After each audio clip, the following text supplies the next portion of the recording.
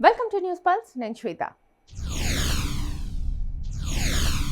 తెలంగాణలో మున్సిపల్ ఎన్నికల కోడ్ అమల్లో ఉండడంతో పోలీసులు కఠినంగా తనిఖీలు నిర్వహిస్తున్నారు. ఈ క్రమంలో హైదరాబాద్ గోషామహల్ పోలీస్ స్టేషన్ పరిధిలో వాహన తనిఖీల్లో భారీగా నగదు పట్టుబడింది. సరైన పత్రాలు లేకుండా తరలిస్తున్న 76.87 లక్షలను పోలీసులు స్వాధీనం చేసుకున్నారు. ఈ ఘటనలో 3 వ్యక్తులను అదుపులోకి తీసుకున్నారు. వారి వద్ద బ్యాంక్ రసీదులు లేదా ఇతర ఆధారాలు లేకపోవడంతో నగదును సీజ్ చేశారు. నగదు ఎక్కడి నుంచి వచ్చిందనే కోణంలో విచారణ జరుగుతోంది. పట్టుబడిన నగదును ఐటీ భాగానికి అప్పగించనున్నారు. ఇక ఎన్నికల సమయంలో 50,000కు పైగా నగదు తీసుకెళ్తే తప్పనిసరిగా ఆధారాలు చూపాలని పోలీసులు హెచ్చరిస్తున్నారు.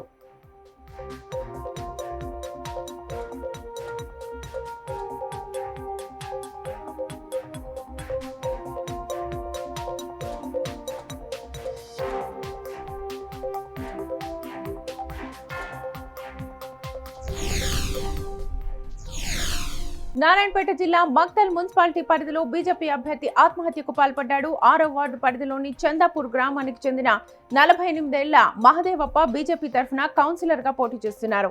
మున్సిపల్ ఎన్నికల పోలింగ్ సమీపిస్తున్న వేళ మంగళవారం తెల్లవారుజామున ఆయన ఉరివేసుకుని ఆత్మహత్య చేసుకున్నారు. సమాచారం అందుకున్న పోలీసులు కేసు నమోదు చేసి దర్యాప్తు ప్రారంభించారు. ఈ ఘటనపై బీజేపీ రాష్ట్ర అధ్యక్షుడు రామచందర్రావు స్పందించారు. ఇది చాలా బాధాకరమైన విషయమని అన్నారు. మహదేవప్ప మృతి తీవ్రంగా కలిచివేసిందని ఆయన కుటుంబానికి తన ప్రగాఢ సానుభూతిని తెలిపారు.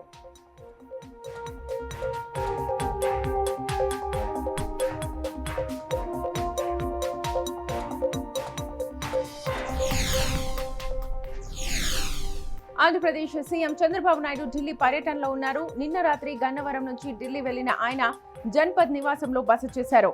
నేడు 5 కేంద్ర మంత్రులతో వరుసగా భేటీ కానున్నారు. ఇప్పటికే కేంద్ర మంత్రి సిఆర్ పాటిల్ తో సమావేశమై పోలవరం ప్రాజెక్ట్, జలజీవన్ మిషన్ నిధులు, ప్రాజెక్ట్ పురోగతిపై చర్చించారు. అనంతరం నిర్మలా సీతారామన్, శివరాజ్ సింగ్, అశ్విని వైష్ణవ్లతో రాష్ట్రానికి రావాల్సిన నిధులు, ప్రాజెక్టులపై చర్చించనున్నారు.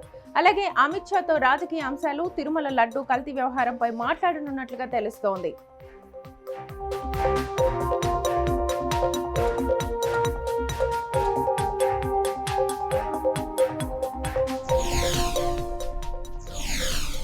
శ్రీశైలంలో శివస్వాములపై పోలీసులు లాఠీ చార్జ్ ఘటనపై వైసీపీ నేత మాజీ మంత్రి రోజా సెల్వమణి తీవ్రంగా స్పందించారు.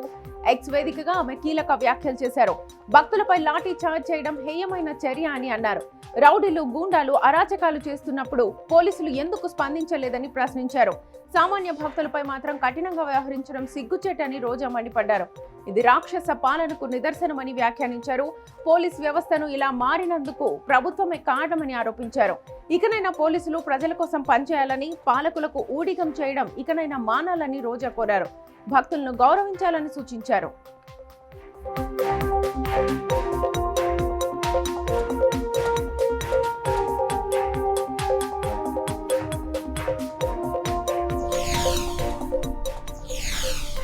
తమిళనాడు రాజకీయాల్లో మళ్లీ తన ప్రభావాన్ని చూపేందుకు దివంగత సీఎం జయలలిత సన్నిహితురాలు వికే శశికళ సిద్ధమవుతున్నారు. 2026 అసెంబ్లీ ఎన్నికల్లో కొన్ని ఎంపిక చేసిన నియోజకవర్గాల్లో తన అభ్యర్థులను బరిలోకి దింపాలని నిర్ణయించారు. ముఖ్యంగా దక్షిణ జిల్లాలో తేవర్ సామాజిక వర్గం బలంగా ఉన్న ప్రాంతాలపై ఆమె దృష్టి పెట్టారు. ఆమె సోదరుడు స్థాపించిన అన్నా ద్రావిడన్ కళగం పార్టీ తరఫున అభ్యర్థులు పోటీ చేసే అవకాశం ఉంది. ఫిబ్రవరి 2వ వారంలో బహిరంగ సభను నిర్వహించనున్నారు. ఫిబ్రవరి 24న రాజకీయ భవిష్యత్పై అధికారిక ప్రకటన చేయనున్నారు.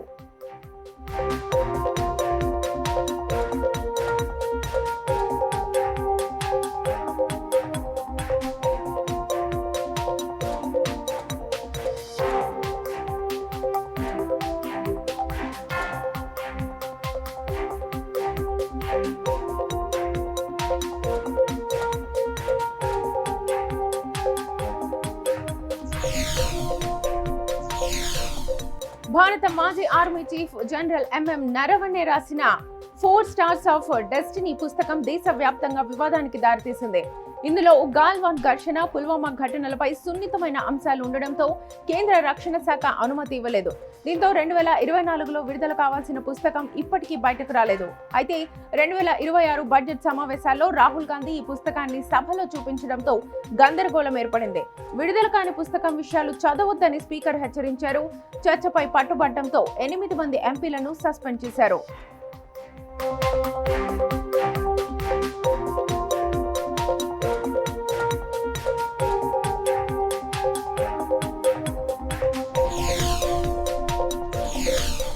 మెరుగైన భవిష్యత్తు కోసం యూరప్ వెళ్లాలనుకున్న వలసదారుల కలలు మధ్యధరా సముద్రంలోనే ముగిశాయి.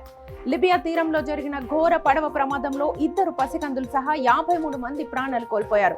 ఐక్యరాజ్య సమితి వలస సంస్థ తెలిపిన వివరాల ప్రకారం 55 మందితో బయలుదేరిన రబ్బర్ బోట్ ఫిబ్రవరి 5 రాత్రి లిబియాలోని జావియా నుంచి బయలుదేరింది. 6 గంటల ప్రయాణం తర్వాత అలల తీవ్రతకు బోట్ బోల్తా పడింది. ఈ ఘటనలో కేవలం 2 నైజీరియా మహిళలు మాత్రమే బతికారు. వారు తమ కుటుంబ సభ్యులను కోల్పోయారు.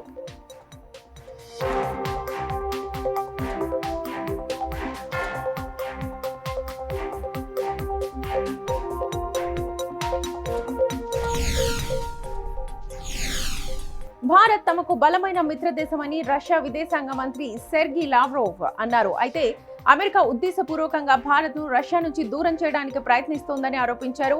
భారత్ రష్యా మధ్య ఉన్న సుదీర్ఘ స్నేహాన్ని కొన్ని దేశాలు దెబ్బతీయాలని చూస్తున్నాయని తెలిపారు. ఇరు దేశాల మధ్య రాజకీయ, రక్షణ, వాణిజ్య సంబంధాలు ఎంతో బలంగా ఉన్నాయని చెప్పారు.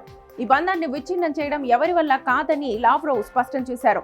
భారత్ స్వతంత్ర విదేశాంగ విధానాన్ని పాటిస్తుందని, ఎవరూ ఒత్తిడి తేలేరని అన్నారు. భారత్తో తమ భాగస్వామ్యం భవిష్యత్తులో మరింతగా బలపడుతుందని ఆయన వ్యాఖ్యానించారు.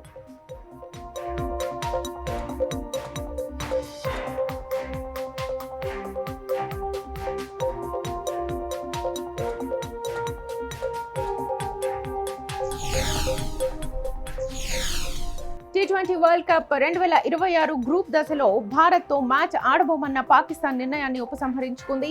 ఈ నెల 15న కొలంబోలో భారత్ పాక్ మ్యాచ్ జరగనుంది. ఈ నిర్ణయంపై శ్రీలంక అధ్యక్షుడు అనురా కుమార దిశనాయకే స్పందిస్తూ పాక్ ప్రధాని షెహబాజ్ కు ధన్యవాదాలు తెలిపారు. భారత్తో మ్యాచ్ కు అనుమతి ఇచ్చినందుకు కృతజ్ఞతలు తెలిపారు. ఐసీసీ ప్రయత్నాలకు కూడా ప్రశంసలు తెలియజేశారు. 1996 ప్రపంచ కప్ సమయంలో భారత్, పాక్ శ్రీలంకకు మద్దతుగా నిలిచిన విషయాన్ని గుర్తు చేశారు. చర్చల ఫలితంగా పాక్ ప్రభుత్వం తన నిర్ణయాన్ని మార్చుకున్నట్లుగా తెలుస్తోంది. ఈ మ్యాచ్ కోసం అభిమానులు ఆసక్తిగా ఎదురు చూస్తున్నారు.